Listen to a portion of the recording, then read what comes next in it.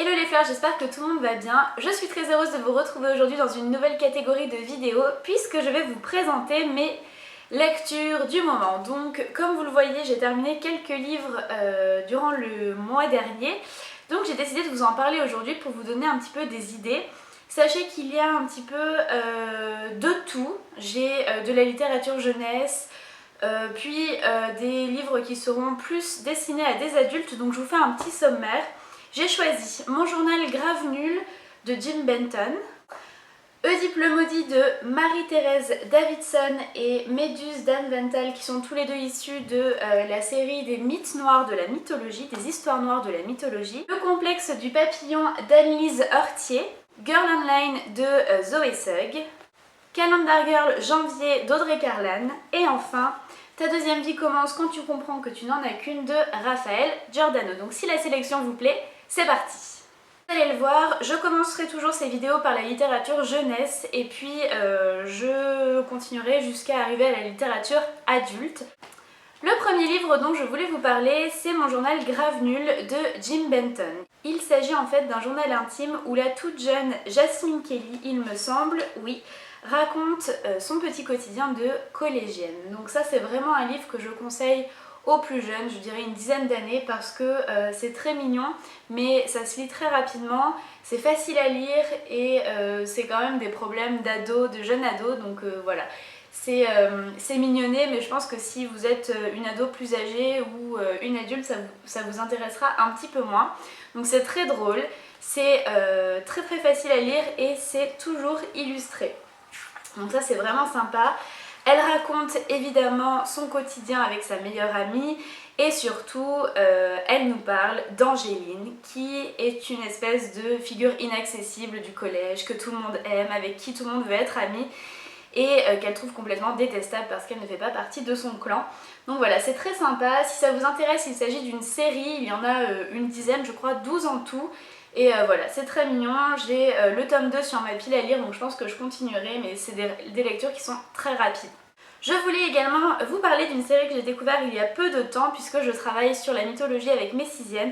Il s'agit des histoires noires de la mythologie. Donc ce sont des auteurs d'horizons un peu différents qui ont décidé de reprendre à leur manière un mythe, une figure mythologique et de romancer un petit peu leur histoire. Donc j'ai lu Oedipe le maudit, Méduse, et j'ai également lu Orphée l'enchanteur que je ne pourrais pas vous présenter parce qu'il appartenait au CDI de mon collège et que je l'ai rendu.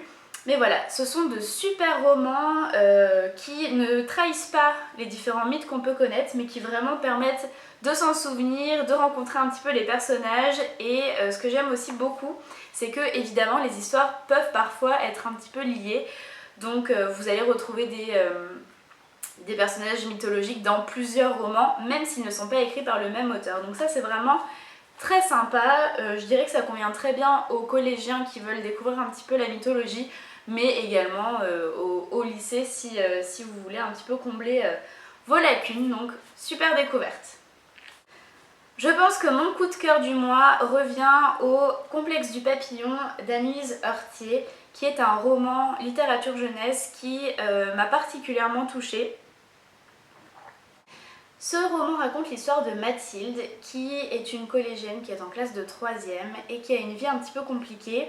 Elle a une meilleure amie, Louison, sur laquelle elle peut vraiment compter, mais à la maison ses parents sont très occupés et elle a perdu récemment sa grand-mère, dont elle était très proche, donc elle se sent un petit peu délaissée. Et en fait, au retour de vacances, donc à son tout début de 3e, elle redécouvre une figure de son collège qui s'est complètement métamorphosée durant l'été, qui est devenue svelte, belle, à la mode, que tout le monde veut approcher. Et pour elle, ça a été vraiment une transformation. Cette fille-là est devenue un papillon.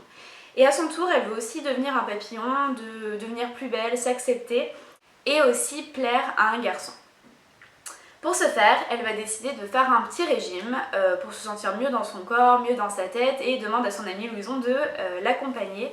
Celle-ci accepte en pensant que ça serait plus rigolo de le faire à deux, mais son régime va peu à peu dégénérer et évidemment il va s'avérer que Mathilde va subir des troubles psychologiques, des troubles alimentaires, vous vous doutez. Donc voilà, c'est un sujet qui est à la fois très actuel, qui touche beaucoup de jeunes et que j'ai trouvé très bien amené. C'est très fin. On n'a pas du tout de stéréotypes sur l'anorexie, mais plutôt une fine psychologie du personnage qui est très attachant et qu'on avait vraiment envie de prévenir en fait comme une amie.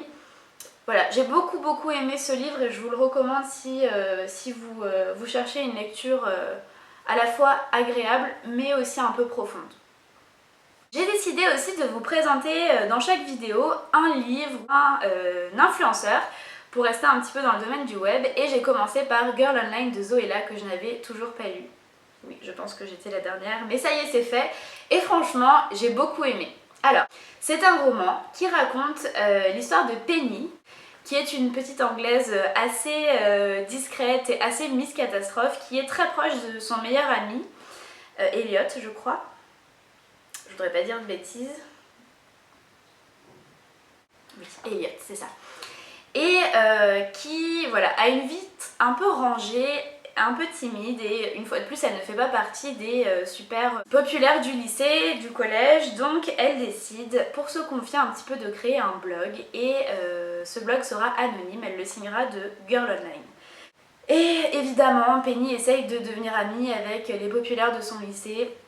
Ça se passe très mal, elle fait confiance à des personnes en qui elle ne devrait pas avoir confiance, et un jour elle se ridiculise complètement devant tout le collège. Donc c'est vraiment la honte de sa vie et elle pense clairement qu'elle ne va jamais s'en remettre. Sur ce, ses parents lui proposent de partir à New York puisque sa maman est organisatrice de mariage et elle a décroché un gros contrat à New York.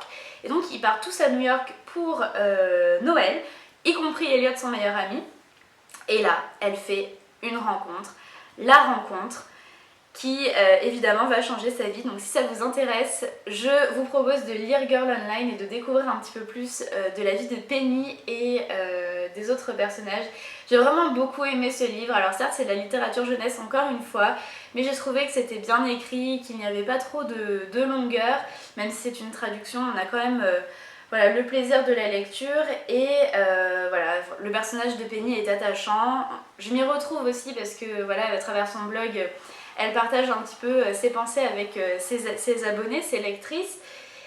Et voilà, il y a 2 tomes après celui-ci, donc les tomes 2 et 3, je suis en train de lire le tome 2, donc si ça vous intéresse, je pourrais vous en parler dans une prochaine vidéo, dites-moi ça dans les commentaires. Si vous lisez ou si vous regardez un petit peu l'actualité, vous n'avez pas pu passer à côté du phénomène Girl Online, qui est une série écrite par Audrey Carlan, une américaine. En fait, c'est une série qui va se dérouler sur une année, puisqu'une fois par mois, un roman va sortir.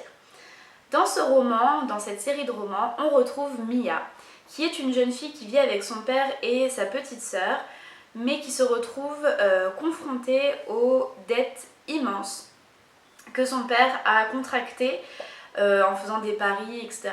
Il se trouve sur son lit de mort à l'hôpital puisque, n'ayant pas remboursé ses dettes, il s'est fait complètement tabasser par les personnes à qui il devait de l'argent. Et pour essayer de sauver son père, Mia décide de devenir escort girl auprès d'une agence gérée par sa tante, et va nous raconter pendant toute une année les différents contrats qu'elle va pouvoir avoir avec voilà, 12 hommes, un par mois, et qui vont lui permettre de gagner énormément d'argent afin de rembourser les dettes de son père.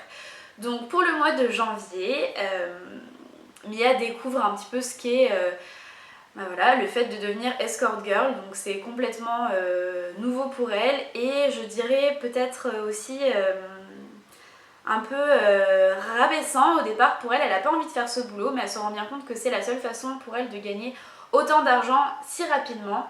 Et il se trouve que l'homme chez qui elle travaille est sublime, lui plaît énormément. Et voilà, je vous laisse deviner la suite, mais évidemment il va se passer une petite histoire entre ces 2 personnages. Cette fois-ci ça n'est pas de la grande littérature, hein, mais l'histoire est assez sympa. On a envie de savoir ce que devient le Mia, ce que deviennent les personnages, donc finalement ça fonctionne, même si j'étais un peu sceptique au départ. Mais je pense que je vais continuer à lire la suite, donc pareil, dites-moi si une suite vous intéresse. En revanche, ce livre-là est clairement destiné à un public d'adultes, de jeunes adultes ou d'adultes, parce que Il y a du vocabulaire sexuel et ce vocabulaire est assez cru, même si dans les propos on n'est pas dans quelque chose comme 50 nuances degrés, c'est quand même assez cru et voilà, c'est pas adapté à un public de jeunes lecteurs. Donc voilà, si jamais vous voulez que je vous parle un petit peu de la suite, n'hésitez pas à me le mettre une nouvelle fois dans les commentaires et je ferai une update dans une prochaine vidéo. On termine cette petite vidéo par un livre qui m'a aussi énormément plu, c'est le livre de Raphaël Giordano, Ta deuxième vie commence lorsque tu comprends que tu n'en as qu'une. Et j'ai vraiment adoré ce livre et pour vous dire, je l'ai commencé l'été dernier lorsque j'étais en voyage à Amsterdam et j'ai mis énormément de temps à le finir puisque je ne voulais pas arriver à court de ce livre et quitter définitivement les personnages. Donc j'ai fait un peu traîner ma lecture, j'en ai profité et ça m'a énormément enrichie.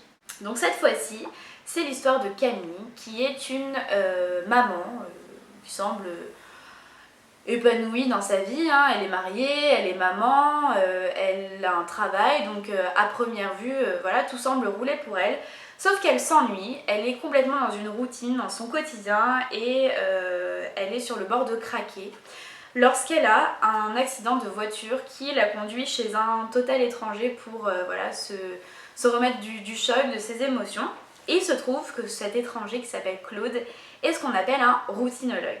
Un routinologue, c'est une personne qui va vous aider dans votre quotidien à retrouver un petit peu de joie de vivre, à retrouver de nouvelles ambitions et vous permettre de réaliser vos rêves. Donc on suit en fait le cheminement de Camille, ses idéaux, ses peines, ses avancées, ses petits bonheurs durant voilà, son espèce de parcours initiatique et le chemin qu'elle parcourt avec Claude qui l'aide voilà, à transformer un peu sa vie et à devenir beaucoup plus épanouie, beaucoup plus elle-même finalement. J'ai vraiment adoré ce livre parce qu'on peut totalement adapter le parcours et les petits exercices de Claude à nos propres vies. Donc on peut voilà, se laisser aller à faire la liste de nos envies, des choses que l'on voudrait changer, à être plus positif aussi. Je vous encourage vraiment à lire ce livre si vous avez un petit coup de mou et que vous avez envie de repartir de plus belle. Et je voulais vous parler d'une chose en particulier, l'art de la modélisation. Donc je vais vous lire. Il s'agit de vous trouver des modèles parmi les personnalités ou les personnages de fiction dont vous admirez une qualité, un aspect de leur vie. Comme Camille, vous pouvez dresser leur portrait chinois. J'aimerais avoir la sagesse d'un Gandhi, la grâce d'une Audrey Hepburn, etc. Faire un patchwork de leurs photos et l'afficher à un endroit où vous pourrez le voir souvent. Ou encore, imaginez que vous êtes telle ou telle personne et agir en conséquence pour gagner en confiance. Prenez le meilleur de vos mentors, attitudes, bonnes pratiques, philosophie et construisez ainsi votre propre modèle de réussite. J'ai trouvé ça absolument génial en fait d'avoir un espèce d'arbre d'inspiration pour telle ou telle qualité de chaque personne ou de chaque célébrité ou de chaque personnage fictif. Donc ce que je vous propose pour la fin de cette vidéo, c'est que je vais me prêter au jeu et vous mettre dans la description mon espèce de petit schéma, mon patchwork avec les qualités que j'aimerais ou les inspirations que j'ai envers telle ou telle personne. Et je vous propose de faire la même chose dans les commentaires, donc je sais pas si vous aimez la joie de vivre de telle personne, si vous aimez la façon de s'habiller d'une autre ou encore je sais pas, la philosophie de vie encore d'une autre personne. Je vous propose de faire la petite liste de 5 ou 6 personnes, comme vous voulez, et de la mettre en commentaire, je serais super curieuse de vous lire. Donc ce livre-là est un livre qui peut s'adresser à tout le monde, hein, peut-être pas aux collégiens, mais en tout cas aux lycéens, aux jeunes adultes, aux lecteurs confirmés. Et c'est vraiment un roman qui fait du bien, donc je vous le conseille à 100%. Et bien voilà, c'est tout pour cette première édition de mes lectures du moment. Si ça vous intéresse, je vous propose de faire cette vidéo une fois par mois en vous présentant comme ça une sélection un peu aléatoire de tous les âges, de tous les genres et voilà. Si jamais il y a des livres sur lesquels vous aimeriez avoir un avis, je vous propose de le mettre aussi en commentaire, comme ça me donnera des idées de lecture. Si la vidéo vous a plu, je vous invite à me laisser un petit pouce vers le haut et à vous abonner à la chaîne si ça n'est pas déjà fait. En attendant de vous retrouver dans une prochaine vidéo, je vous fais d'énormes bisous et je vous souhaite une très belle journée ou une très belle soirée. Ciao!